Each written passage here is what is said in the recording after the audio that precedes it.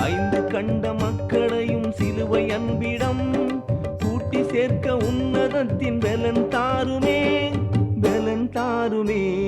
எல்லைகளை பெரிதாக்கும் விரிவாக்குமே, எல்லையில்லா கிருபைகளை பொழிந்தருளுமே. எல்லைகளை பெரிதாக்கும் விரிவாக்குமே, எல்லையில்லா கிருபைகளை பொழிந்தருளுமே. எல்லைகளை, ஜபத்தின் எல்லைகளை, வரத்தின் எல்லைகளை, ஊழிய எல்லைகளை.